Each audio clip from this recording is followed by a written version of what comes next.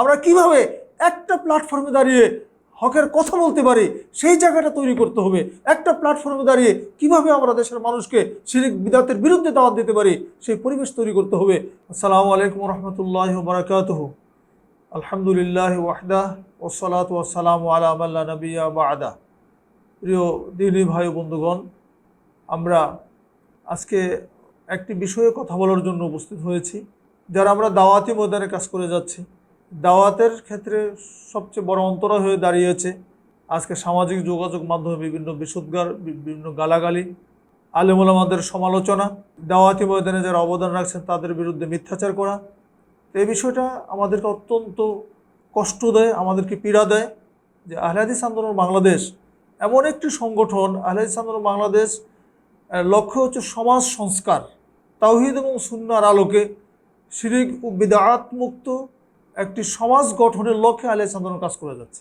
আহলে হাদিস আন্দোলনের দাওয়াতি মিশনই হচ্ছে এটা, কারো বিশুদ্গার নয়, কারো সমালোচনা নয়। আহলে হাদিস আন্দোলনের সর্বোচ্চ দায়িত্বশীল থেকে শুরু করে এক সর্বনিম্ন পর্যায়ের দায়িত্বশীল পর্যন্ত বা একজন সমর্থক পর্যন্ত কখনো কারো বিরুদ্ধে বিশুদ্গার করতে পারে না, এবং এই বিষয়ে সাংগঠনিকভাবে চূড়ান্ত নির্দেশনা রয়েছে তাদের ক্ষেত্রে। কিন্তু দুর্ভাগ্য হচ্ছে ইদানিং আমরা দেখতে পাচ্ছি কিছু ভাই সামাজিক যোগাযোগ মাধ্যমে অন্য মতের বা আলেম ওলামাদের বিরুদ্ধে অযাচিতভাবে, যাচাইবিহীনভাবে এমন অশ্রাব্য ভাষা, অশ্লীল শব্দচয়ন করে তাদের গালিগালাজ করছেন। এটা কোনোদিনও কোনোভাবে এটা কাম্য হতে পারে না। যারা এই দাওয়াতি ময়দানের সাথে সম্পৃক্ত আছেন বা ন্যূনতম ঈমান, যাদের অন্তরে ঈমানের আলো আছে, তাদের পক্ষে এটা মেনে নেওয়া সম্ভব না। আমরা এই বিষয়টা অত্যন্ত গুরুত্বের সাথে বলছি যে যারা সামাজিক যোগাযোগ মাধ্যমকে ব্যবহার করে আলেম ওলামাদের গালি দিচ্ছেন, তারা ইসলামের উপকার না বরং ক্ষতি করছেন। এটা ইসলামের সৌন্দর্য নয়। আল্লাহ সুবহানাহু ওয়া তাআলা কোরআন মাজিদে সূরা নাহলের মধ্যে 125 নম্বর আয়াতে বলছেন, উদউ ইলা সাবিলি রাব্বিকা বিল হিকমাতি ওয়াল মাউইযাতিল হাসানা। তোমরা মানুষকে তোমাদের রবের দিকে ডাকো প্রজ্ঞা এবং সদুপদেশের মাধ্যমে। ওয়াজাদিলহুম বিল্লাতি হিয়া আহসান, তাদের সাথে তোমরা উত্তম পদ্ধতিতে বিতর্ক করো। হ্যাঁ, ভিন্নমত হতে পারে, কারোর সাথে ইখতিলাফ হতে পারে, সেটা বলার, তার প্রতিবাদ করার সৌন্দর্যতা আছে। সৌন্দর্য লাগবে তো, প্রতিবাদ তো সুন্দর ভাষায় করতে হবে। গালি দিয়ে তো প্রতিবাদ করা যায় না। এই সমস্ত গালিগালাজ যারা করবে তারা কখনোই দাওয়াতি ময়দানে কল্যাণকামী হতে পারেন না। সেজন্য আমরা নসিহত করব, তাদেরকে উপদেশ দিচ্ছি যে তোমরা এই পথ থেকে ফিরে আসো। আলেম ওলামাদের মধ্যে সহনশীল আচরণ করতে হবে। আলেমদের মধ্যে গীবত ছড়িয়ে দিয়ে নয় যে আলেমের বিরোধিতা করছি, তার সমালোচনার যোগ্যতা তো আমার আছে কিনা সেটা আগে দেখতে হবে। হ্যাঁ, যদি সমালোচনা করার যোগ্যতা থাকে, তার ত্রুটি থাকে, সেটা বলার মতো হিম্মত আমার থাকে, তাহলে তাকে সরাসরি বলতে হবে, সাক্ষাৎ করে বলতে হবে। সাক্ষাৎ করার সুযোগ না হলে তাকে ফোন করে বলতে হবে। সামাজিক যোগাযোগ মাধ্যমে ভাই বলে কি ফায়দাটা হচ্ছে? সাধারণ মানুষ জানছে, আর ফলশ্রুতিতে যেটা হচ্ছে কি, যারা অগ্রসরমান তরুণ, যারা এগিয়ে আসবে দিনের পথে, দাওয়াতি ময়দানে যারা সম্পৃক্ত হবে, তারা হতাশ হয়ে যাচ্ছে যে এখানে কি হচ্ছে এগুলো। এজন্য আমরা বলবো এই পথ থেকে তোমাদের ফিরে আসতে হবে। আর আলেম ওলামাদেরকেও সহনশীল হতে হবে।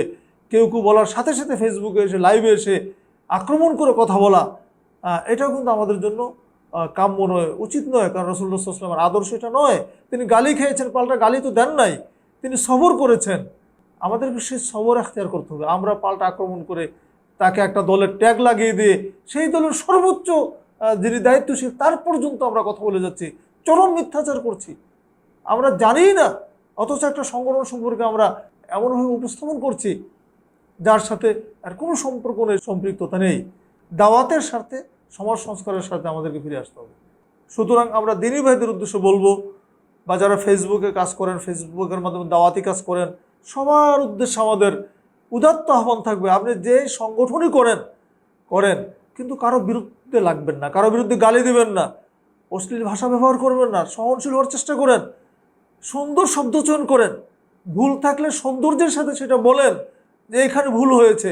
গালি দিলে তো ভুল কোনোদিন সংশোধন করা যাবে না। এজন্য সবার প্রতি বিনীত আবেদন, যে প্ল্যাটফর্মে থেকে কাজ করছেন করুন, কিন্তু কেউ কারো বিরুদ্ধে কোনো কথা বলবেন না, বিশুদ্ধার করবেন না। ফেসবুককে ব্যবহার করে মানুষকে গালাগালি করবে না, জনগণকে জানানোর বিষয়গুলো নয়, ত্রুটি বিচ্যুতি আমরা সরাসরি বলার চেষ্টা করব, সংশোধন হওয়ার চেষ্টা করব। আর আমরা আশা করব বাংলাদেশে যে সমস্ত হকপন্থী সংগঠনগুলো আছে, আমরা পরস্পর প্রতি আরও কীভাবে সহনশীল হওয়া যায়, আরও কীভাবে সহমর্মী হওয়া যায়, আমরা কিভাবে একটা প্ল্যাটফর্মে দাঁড়িয়ে হকের কথা বলতে পারি, সেই জায়গাটা তৈরি করতে হবে। একটা প্ল্যাটফর্মে দাঁড়িয়ে কিভাবে আমরা দেশের মানুষকে শিরক বিদআতের বিরুদ্ধে দাওয়াত দিতে পারি, সেই পরিবেশ তৈরি করতে হবে।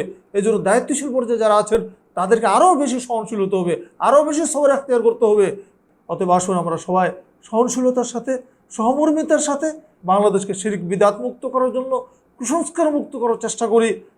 তৌহিদ এবং সুন্নাহর আলোকে বাংলাদেশটাকে ঢেলে সাজানোর আন্তরিক প্রচেষ্টা আমরা সবাই করি, প্রয়াস চালাই। আল্লাহ সুবহানাহু ওয়া তাআলা আমাদের এই প্রচেষ্টা কবুল করুন, আমাদের সবাইকে এক জায়গায় দাঁড়িয়ে কথা বলার তৌফিক দান করুন, সবাইকে সহনশীল হওয়ার তৌফিক দান করুন। আমিন। ওয়া আখিরু দাওয়ানা আলহামদুলিল্লাহি রাব্বিল আলামিন।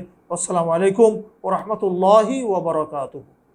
আহলে হাদিস আন্দোলন বাংলাদেশ, আসুন পবিত্র কুরআন ও সহিহ হাদিসের আলোকে জীবন গড়ি।